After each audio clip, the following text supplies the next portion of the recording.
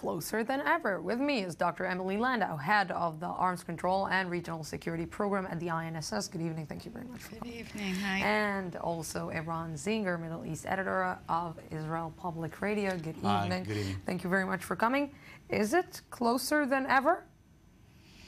Well, according to some of the reports, it might seem that way. The fact that it's a high-level summit is not necessarily an indication that they're closer than they were before. But I think just a couple of hours ago, there was an AP report that seemed to be giving already some of the parameters of the deal, although I haven't seen anything that includes more than the fact that perhaps they're agreeing on the 6,500 centrifuges. We know nothing about the verification mechanism that they've decided upon, what's happening to Iran's stockpiles of low-enriched uranium, which is a big issue. So as it has been over the past 12 months, always discussion focuses on the number of centrifuges at the end of the day, and of course the sunset clause, which is how long this deal will be in effect. And I think the article mentioned the fact that it will be maybe around the order of 15 years, but the restrictions will only be for 10 years. And if Iran behaves in those 10 years, then the last 5 years will actually be years in which they start loosening the restrictions, and Iran will be able to build up its nuclear infrastructure. But there are serious, serious questions that it's not clear yet what will be included in the deal. And of course, the very fact of 6,500 centrifuges should not give us, cause for being calm about the situation, because this already is an indication of how much the P5+1 have backed away from previous demands. Not only that it backed away, like you're saying, it seems that this triangle only includes Iran, the United States, and Israel. I don't think that it's only the concern of Israel. What we're seeing right now, I think we could have followed some very interesting remarks coming from the Arab world in the last few days concerning the concerns of the Arab nations, especially the Saudis, the Egyptians, and other Gulf states. Secretary of Defense, the American Secretary of Defense, Ashton Carter, was in Kuwait today to discuss ISIS. This was the official target of the visit. But one should know, or one should emphasize, that the Americans are now doing the best they can in order to persuade, in order to convince the Arab nations, the Arab Sunni nations, that they're not going to have an agreement with the Iranians without the Arab countries knowing about it. This is the main issue here. It's not and approving, or only knowing about it? I don't believe that the United States will do something without letting the other side, or letting Israel and the Saudis and Kuwait and the Emirates knowing about it. I think that they need their approval, yes. So before...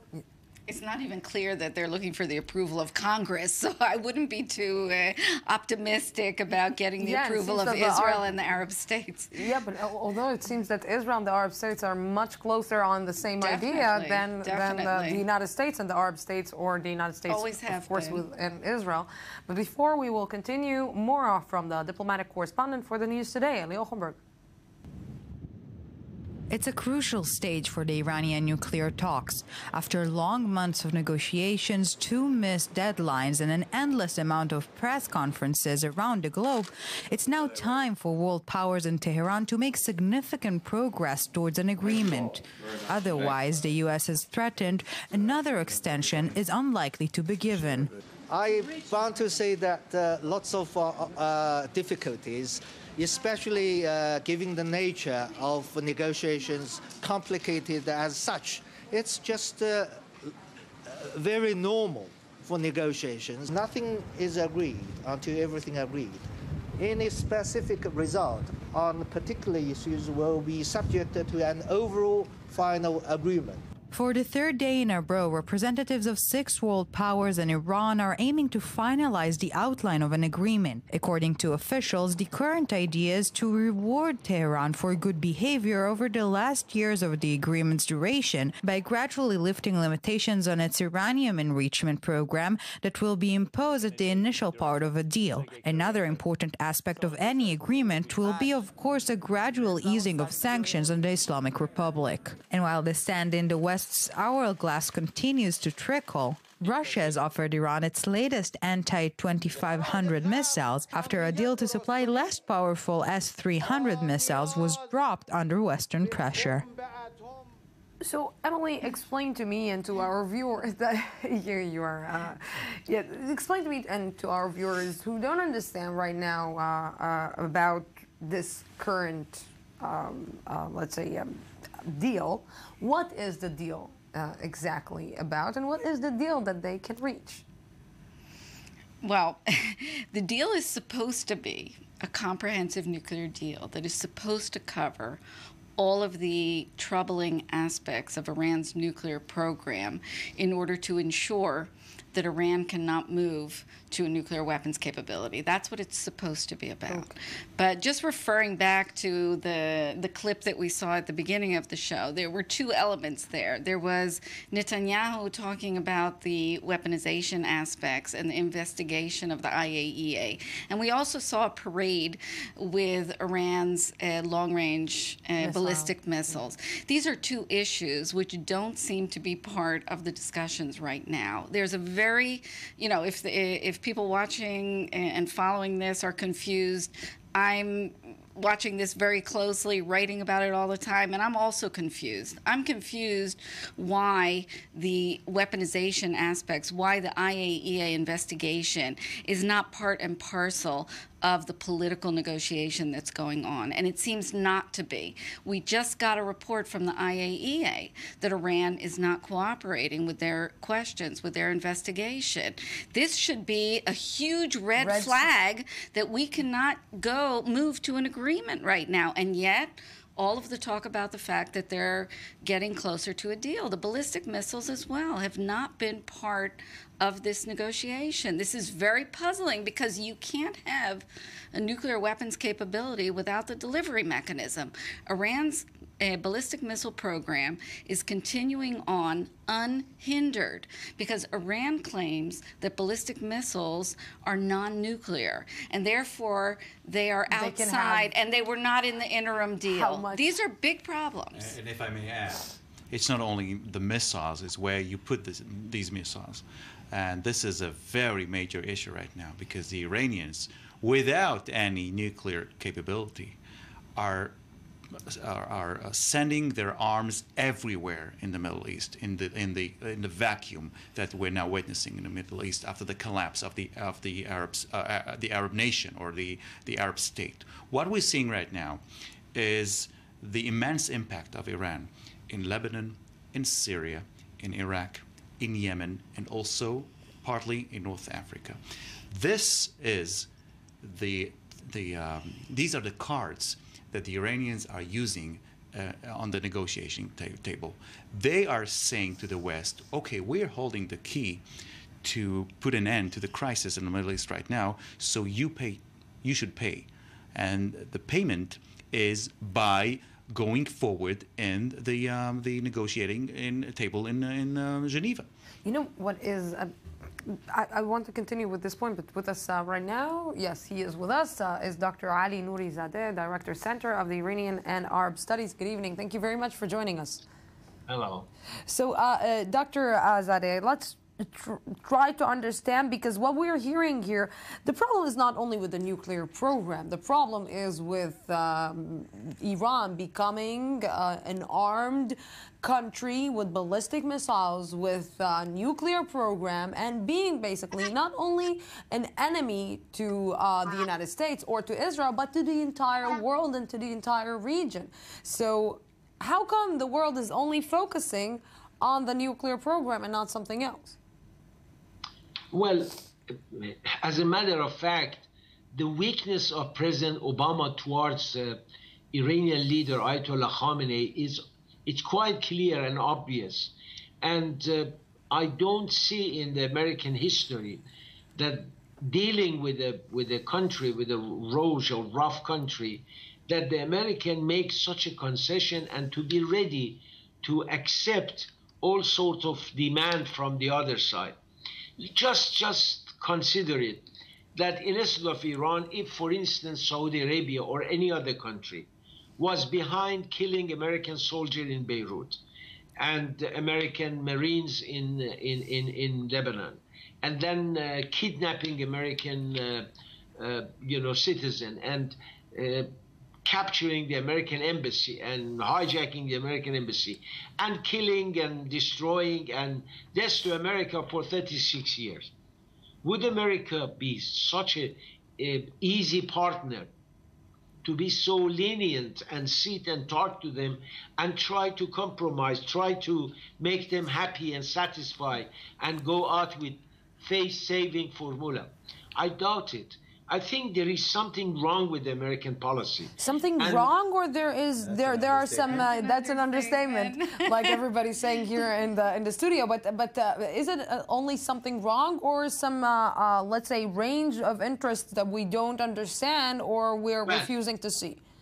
Yeah, I'll give you one example. For instance, the Iranian involvement in Yemen changed the whole country. Look at Yemen. It's, you know, we see the beginning of cracking down the state of Yemen, and the Iranians are supporting Ansarullah or the Houthis, while other countries in the region, they are supporting the legitimate government, elected government of Yemen. So the American, instead of standing to the Iranian and tell them get out, the Americans are happy because the American administration wrongly believe that Houthis are going to fight with Al-Qaeda. Okay, let them fight with Al-Qaeda, and when they finish Al-Qaeda, then we can come and talk to the Iranian and find a formula, a compromise. That's wrong. The American, whenever they make concession, as they did it in Iraq, Dr. Ayad Allawi won the election, but the American, they went with the Iranian ideas to bring Maliki, and Maliki in 8 years destroyed Iraq's unity, destroyed Iraq's future and hopes for democracy. That's what the American did. Unfortunately, President Obama's policy towards Iran is totally wrong. All the Iranian opposition group, the Iranian reformists, everybody inside Iran, they are astonished. They can't believe American president sending letter to Khamenei when Khamenei's soldier was killing the Iranian in 2009 in the street, and President Obama was begging Ayatollah Khamenei to come and said we can be friends and we recognize Iran as a superpower of the region. You know, Dr. Zadeh, I want to try to, you know, let me be a little bit naive. Maybe he's saying if you can beat them, join them or try to make peace with them. But join them. What do you mean? I mean, we have an ideological government in Iran which wants to conquer all Middle East. They are supporting militant Shiite forces in Bahrain, in other countries. And should we sit and wait until Mr. Khamenei announced that he's, you know, the grand leader of the Muslim world? No, I don't think that would be advisable, or that would be visible. You know, the Iranian would not, when I'm talking about Iranian, I'm not talking about my people, about Iranian. Of course. I'm talking about a small group who are ruling Iran with guns, ruling Iran with even prison, with torture, with capturing, kidnapping, execution, and all of that. So these people should stand in front of them and tell them no. Unfortunately, President Obama is ready to shake hands with them as long as he's sure that the Iranians are not pursuing their nuclear military program. So, who knows? Dr. Maybe they do it. Maybe they do it underground. I mean, I know a lot of information about underground, you know, facilities and establishment. They've already digged in and all over the country. And who knows? I mean, is Mr. Obama is going to find out about them 10 years later, I mean, when he's retired or when he's somewhere else? This is it. I think they have to change their stand. Yeah, I want you to stay with us for this conversation, and I want you to listen also to participate in our conversation here in the studio, because what you are saying are really important things. Emily, these are the things that maybe most of the Iranians are seeing, and but the regime that just doesn't care. The regime has something else on its mind, and the regime wants to conquer maybe and be the one and only ruler of the Muslim world. I mean, the regime is very happy with the situation that Dr. Zadeh is explaining so well, because it looks like the Obama administration is somehow buying into the view of the Middle East that they are trying to push forward. And it's just as was said here before. They're putting it on the table as some kind of card in the nuclear negotiation. From their point of view, very smart. The problem is that the Obama administration is buying that, even though if he would listen to Khamenei's rhetoric, he would hear the supreme leader voicing hatred of the United States, contempt of the United States, disdain of the United States.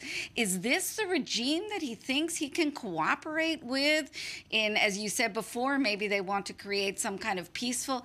This isn't moving towards that. This is moving towards the regime getting the United States to acquiesce in their regional hegemonic agenda, which will come at the expense not only of every state in the Middle East practically, but it's going to be a global security issue. It will come back to Europe. It will come back to the United States. Like ISIS is coming back to Europe, and like Al-Qaeda is coming back to Europe. It's naive to think that this is, you know, it will be contained. I totally agree with Emily and with Dr. Ali Nourizadeh, but there is a very sensitive issue here regarding the critic or regarding the what Israel and other nations, not only in this region but around the world, have to say about the U.S. foreign policy, not starting now when it comes to the Iranian deal, going backwards to the Arab Spring. We saw what the Americans did to the Egyptian administration of Hosni Mubarak. So this is the same problem. And you know, the difficult thing here right now is to be brave enough and to stand to stand in front of the Americans or the American administration and to say, as Israelis or as Israel, the closest or the closest friend of the United States in the region, to say, Mr. Obama, you're wrong. And the only one who is brave enough to say so in Israel right now is Benjamin Netanyahu. But one should understand that the price that he is going to pay, and I think Netanyahu is also aware of the price that he is going to pay for doing so, for going to the States, for going to the Congress and saying what everybody else is not saying to Obama. Not only everybody else is not saying, and correct me if I'm wrong, Dr. Zadeh, it seems that, you know, just 2 years ago, we sat down here. We were talking about Rouhani. We were saying about maybe the world is really buying this charm attack, that the smiles, let's say the language that the West knows.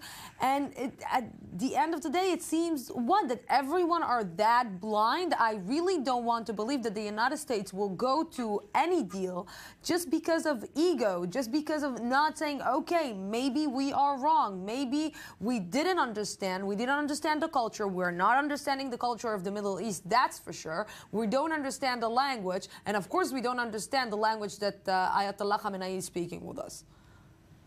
You see, my dear, what's happening is, unfortunately, the American, one way or the other, they bought the idea of Islamic democracy in Iran. They believe that there is kind of democracy. Okay, we have ex-president, we don't have in any other country. We have ex-president, Rafsanjani, Khatami, but they don't look at this issue that printing picture of Khatami or his name is getting your newspaper closed, and you may face prosecution. And this is President Khatami, elected by 28 million Iranian. The American, they don't understand the politics in Iran, unfortunately. Since the revolution, they made mistake after mistake. The question is, yes, Mr. Rouhani has got good intention.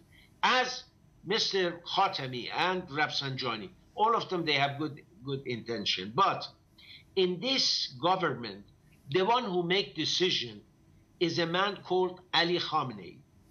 And Ali Khamenei playing games with everybody. Now, when he left that Ahmadinejad is useless, he brought misery for him. So he allowed Rouhani to be elected. Rouhani suddenly appeared, you know, as a nice, beautiful peacock. He came and everybody clapped for him. Okay, what Rouhani can deliver, while there is a veto always by Khamenei, the Americans, they don't understand. And when they wanted to correct their mistake, they said, okay, we're going to talk to Ayatollah Khamenei. We're going to send him letters. But talking to Ayatollah Khamenei also is not going to solve the problem. As long as the Iranian seeing that the Americans are so weak, they are make concession after concession. Even they remove their forces from Iraq and leave Iraq in the hand of Maliki and Qasem Soleimani, the commander of Quds forces, without supporting their own allies, Dr. Alawi, the Sunnis, the good Shia, the moderate Shia. They leave Iraq to Maliki and Soleimani and the Iranian. The same thing happening in Yemen. That's a wrong policy. I believe Iran has got all the right to have, you know, nuclear plants and to use nuclear power in a peaceful manner. But I don't trust this regime. I believe there is still a secret program. We don't hear about it because they tighten their security. The people are selected carefully.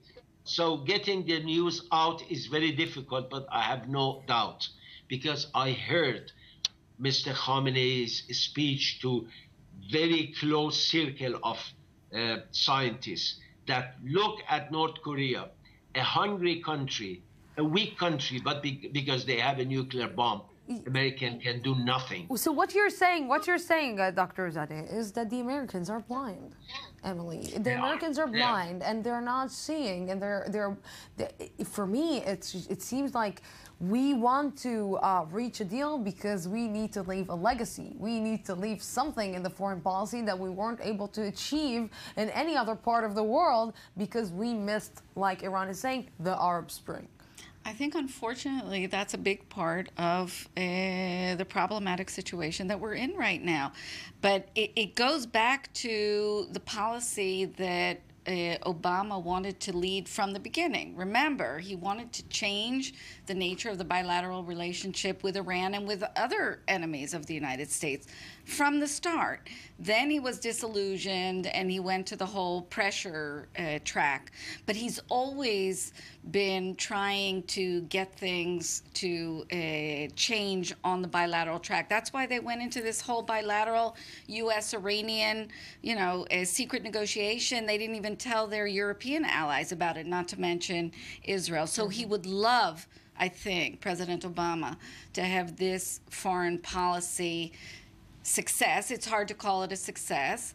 And I think that there's an emerging new foreign policy strategy towards the Middle East where they're looking at Iran as the anchor of stability and as the solution to problems rather than as the problem itself. They look around at the Arab states, again, they say everyone's falling apart, and look who looks stable. It's Iran. Oh my God. Very again, misguided. You're totally correct. And again, if I may add, the United States don't want to be the police officer of the world anymore, but they need a sheriff to handle or to make sure that everything goes well in the region by the time that they're gone, where they're not in the region anymore. It will be a disaster. And they think that the Iranians are the right nominee to be the sheriff in the region. And what I will tell you is like Israel saying that Hezbollah should be the sheriff. Something like that.